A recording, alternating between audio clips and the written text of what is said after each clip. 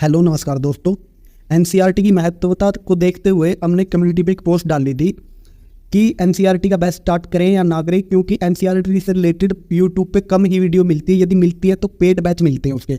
हमने free of cost batch start किया है और इस बैच से रिलेटेड पहले की कम्युनिटी पे पोस्ट डाली थी, तो आपका ज़्यादातर जो वोट हुए थे के पक्ष में हुए थे, तो इसलिए आज से एनसीईआरटी का बैच स्टार्ट हो चुका है। इस एनसीईआरटी के बैच में हम 6ठी से 12वीं तक की सारी साइंस और समाज की बुक्स का अध्ययन करेंगे, चैप्टर वाइज अध्ययन करेंगे और 6ठी क्लास से ही शुरू करेंगे।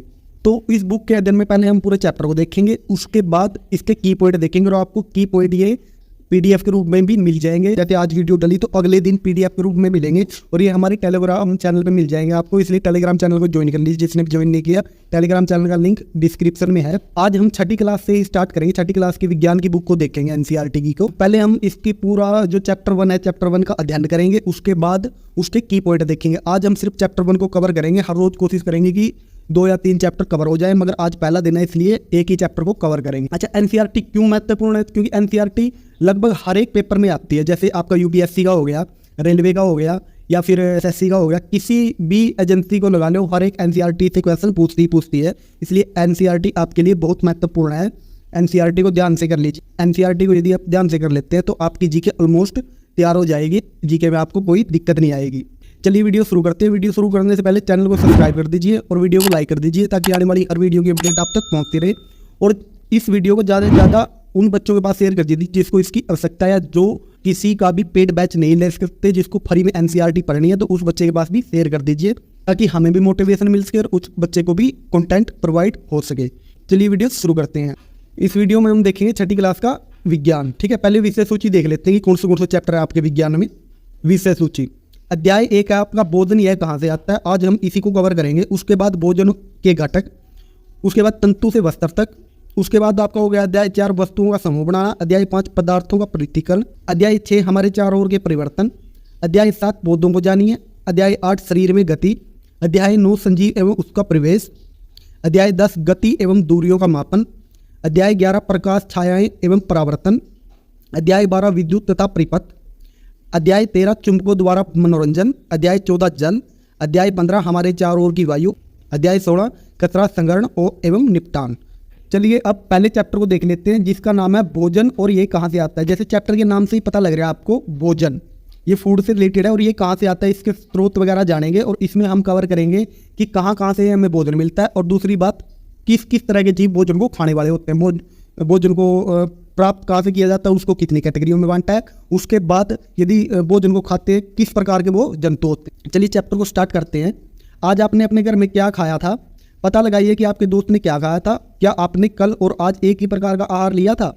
क्या यह सत्य है कि अलग अलग समय पे हम भिन्न भिन्न प्रकार का आहार लेते हैं?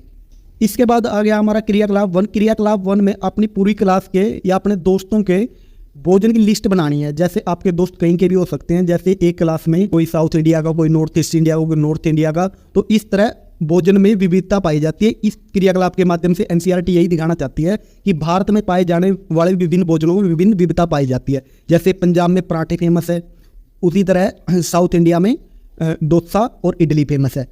इसी तरह भारत में पाए जाने वाले विभिन्न प्रकार के भोजनों में विविधता पाई जाती है। एनसीईआरटी इसके माध्यम से यही समझाना चाहती है। अपने भोजन में हम अनेक प्रकार की चीज़ें खाते हैं। खाने की ये सभी चीज़ें किससे बनी है? पक्के चावल के बारे में सोचिए। हम कच्चा चावल लेते हैं, उसे पानी में उबालते हैं और इसे तैयार करने में हमें 2 पदार्थों संगठकों की आवश्यकता होती है। दूसरी ओर कुछ भोजन तैयार करने में हमें कई प्रकार के संगठकों की आवश्यकता होती है। यदि हम सब्जी बनाना चाहते हैं तो हमें अलग अलग कई प्रकार की कच्ची सब्जियां, नमक, मसाले और तेल आदि की आवश्यकता होती है। मतलब कि जो पहला हमें पॉइंट मिला, इससे पहला पॉइंट ये मिला कि भोजन अनेक प्रकार के संगठकों से मिलकर बढ़ता है। वो एक से तो नहीं बनता, मतलब 2 या 2 से अधिक प्रकार के संगठकों से मिलकर बढ़ता है। जैसे इसने उदाहरण दिया है, यदि हम कोई चावल बनाते हैं तो चावल बनाने में हम किस चीज़ की जरूरत पड़ती है? पानी और चावल, ये 2 प्रकार के संगठक हो गए। मतलब भोजन को तैयार करने के लिए हमें अनेक प्रकार के संगठकों की जरूरत पड़ती है। क्रियाकलाप 2 में हमें समझना है कि अनेक प्रकार के भोजन में अनेक प्रकार के संगठकों की आवश्यकता पड़ती है और उनकी सूची बनानी है। जो सारणी 1.2 है उसमें यही दिखाया गया है। मतलब कि जो ऊपर समझाया गया था वही क्रियाकलाप 2 में है।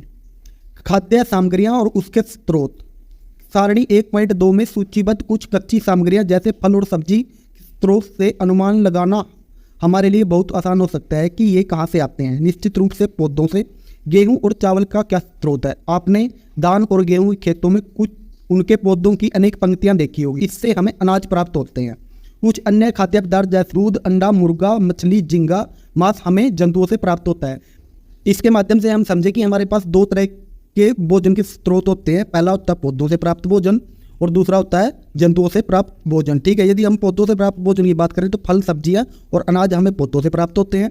और यदि जंतुओं से प्राप्त भोजन की बात करें तो दूध, अंडा, मुर्गा, मछली, झींगा और मांस हमें जंतुओं से प्राप्त होता है। इससे आगे क्रियाकलाप 3 में हम पूर्व सूचीबद्ध खाद्य पदार्थों के संघटकों के स्रोत का जानने का प्रयास करें। कुछ उदाहरण सारणी 1.3 में दिए गए हैं और कुछ और उदाहरण इसमें सूची में जोड़िए, रिक्त स्थानों की पूर्ति करिए। जैसे इडली बनती है हमारी, इसमें मुख्यतः क्या समझाया गया कि उसके स्रोत क्या। जैसे पहले में खाद्य पदार्थ, खाद्य मद, ये खाद्य शब्द आ रहा है। खाद्य क्या है? खा रहे होगा कोई भी चीज उसे खाद्य बोलते हैं। ठीक है, खाद्य पदार्थ या खाद्य मद, कच्ची सामग्री क्या क्या प्रयोग होती है, मतलब संघटक इसके क्या है। उसके बाद स्रोत इसके क्या है। जैसे इडली में चावल, उड़द की दाल, नमक और जल डलता है। स्रोत की बात करें तो पौधा हो गया इसका। चिकन करी में चिकन मसाला, तेल, घी और जल डलता है। जंतु और पौधे दोनों प्रकार के स्रोत हो गए। इससे आगे जो 1.3 है उसमें बताया गया कि भोजन के रूप में पौधे के भाग और जंतु उत्पाद, मतलब कि भोजन के रूप में हम पौधे के अनेक प्रकार के भाग खाते हैं।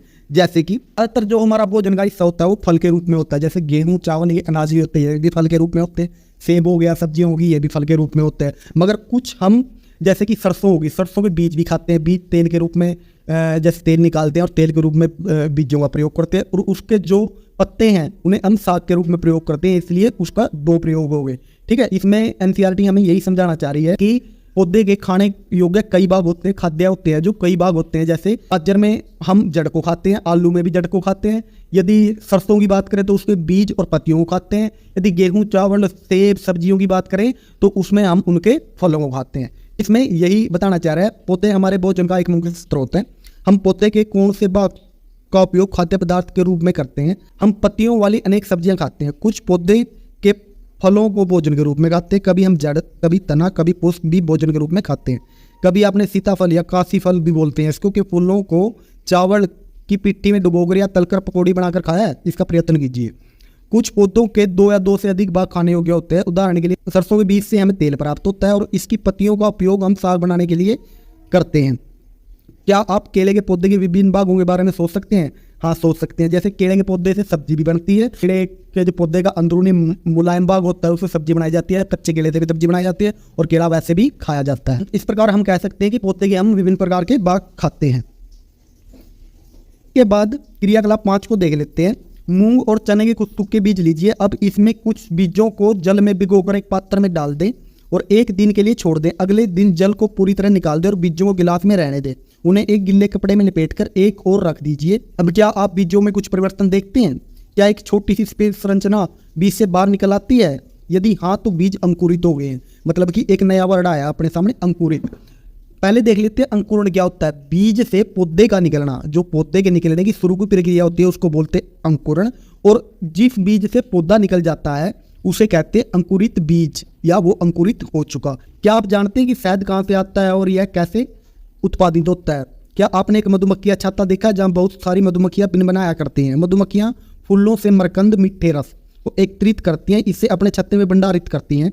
फूल और उसका मरकंद वर्ष में केवल कुछ समय में ही उपलब्ध होते हैं, अतः मधुमक्खियाँ इस मरकंद का भंडारण कर लेती है ताकि पूरे वर्ष इसका उपयोग किया जा सके। हम ऐसे सत्तों में मधुमक्खियों द्वारा भंडारित भोजन को शहद के रूप में उपयोग करते हैं। एक नया शब्द हमें पता लग गया कि मरकंद क्या होता है। फूलों का मीठा रस, जो मधुमक्खियाँ फूलों से रस निकालती है उसको मरकंद बोलते हैं। और मरकंद को इकट्ठा किस में कर देती है? अपने छत्ते में।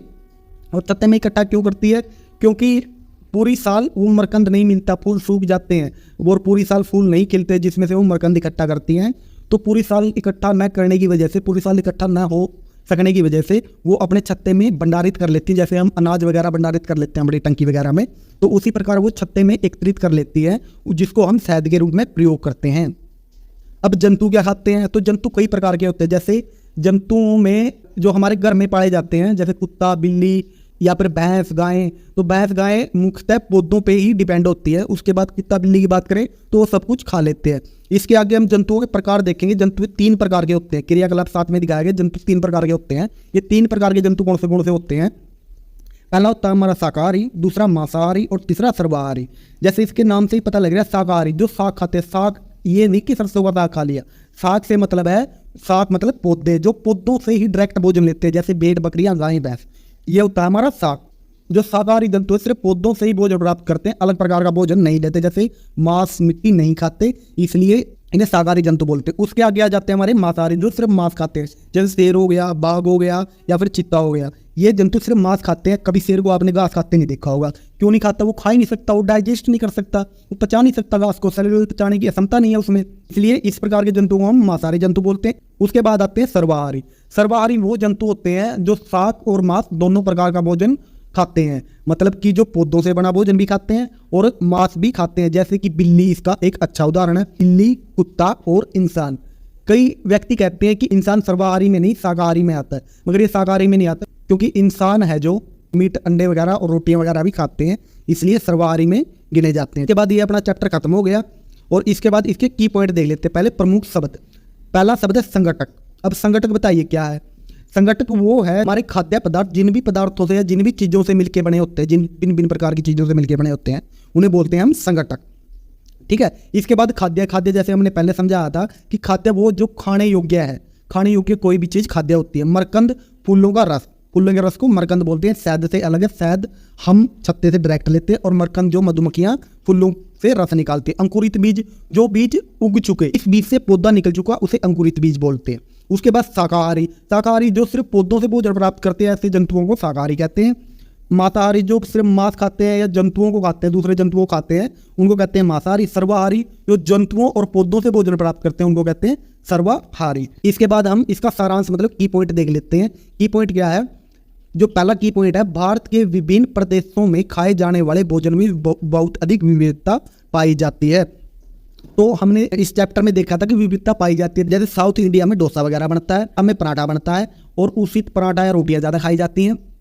और उसी प्रकार पश्चिम बंगाल की यदि हम बात करें तो चावल मछली का ज़्यादा प्रयोग होता है। मगर ये पाई जाने वाली विविधता का भी एक कारण है, ये परिस्थिति के अनुसार विविधता पाई जाती है। जैसे कि पश्चिम बंगाल का यदि हम उदाहरण लें, वेस्ट बंगाल का उदाहरण लें, तो उसमें मछलियाँ ज़्यादा पाई जाती हैं और चावल ही ज़्यादा उगाया जाता है। गेहूँ वगैरह वहाँ कम होती है, इसलिए वहाँ खाने के लिए और स्रोत नहीं है, इसलिए लोग चावल और मछली का ज़्यादा प्रयोग करते हैं। उसी प्रकार साउथ इंडिया की बात करें, साउथ इंडिया में चावल जो डोसा वगैरह बनता है, चावल और दाल से बनता है। चावल दाल वहाँ ज़्यादा होते हैं और गेहूं बहुत कम होता है, इसलिए गेहूं से बनी चीज़ों को कम प्रेफर करते हैं हम।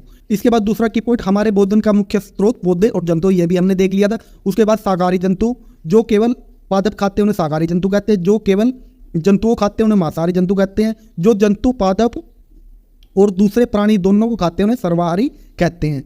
इसी तरह जो हमारा पहला चैप्टर है 6ठी क्लास के विज्ञान का, भोजन ये कहाँ से आता है, ये हमने कवर कर लिया है।